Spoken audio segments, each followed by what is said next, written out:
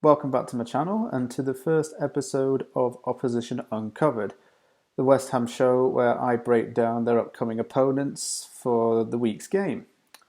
Premier League season's finally getting back underway now that some COVID-19 restrictions have been lifted, and the season actually starts tomorrow. I'm recording this on the Tuesday and I should hopefully get this uploaded by the Wednesday.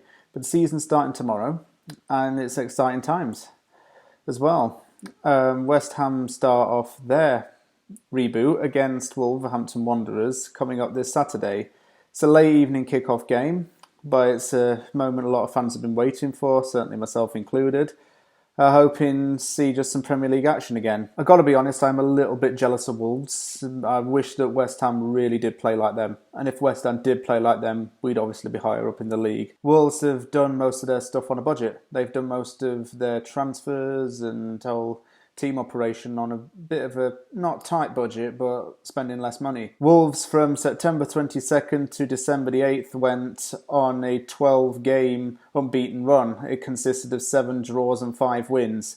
And one of those wins was against West Ham, beating them 2-0 at Molineux. It's fair to say that Wolves do have a lot of diamonds in the rough in terms of the team's talent, but I've pinpointed 3 players who I think are going to be their most dangerous threats.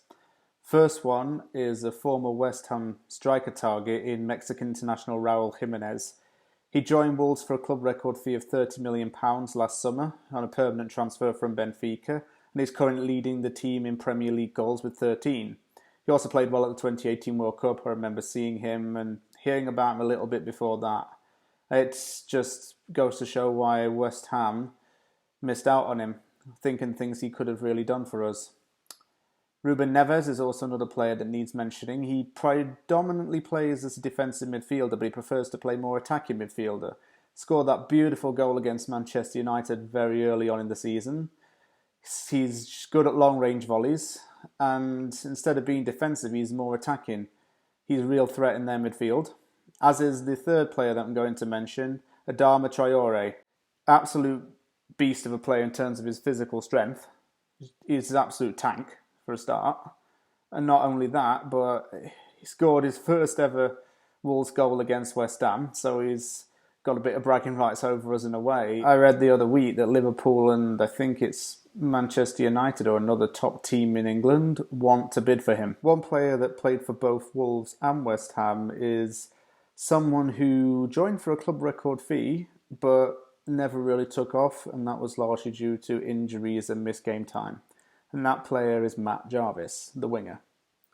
Jarvis played for Wolves from 2007 to 2012 and then joined West Ham after Wolves were relegated from the Premier League. Injuries and downturn after that just meant that he wasn't getting played. And eventually he joined Norwich City and now currently plays non-league football at Woking. I honestly want to say a draw. And the reason why I'm saying a draw is because Wolves seem to have drawn quite often this season. And for West Ham to even draw against a team like Wolves, it's going to feel like a win for the Hammers. It just depends on how Moyes plays his team and what West Ham's defence does. I would start the same 11 pretty much the start against Southampton and Arsenal before the pandemic kicked in. And not base it off of talent, but base it off of how those players were doing in the few games before the pandemic, before football stopped. Even if that does happen, we still would end up benching Felipe Anderson, players like Andriy Yarmolenko, Manuel Lanzini.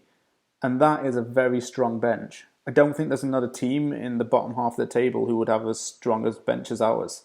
So we have definitely got some reinforcements and definitely the personnel who we can bring on to change the game. I would say in the second half, put on Anderson somewhere in the midfield, either on the right wing or as a number 10, because that's where he's most comfortable.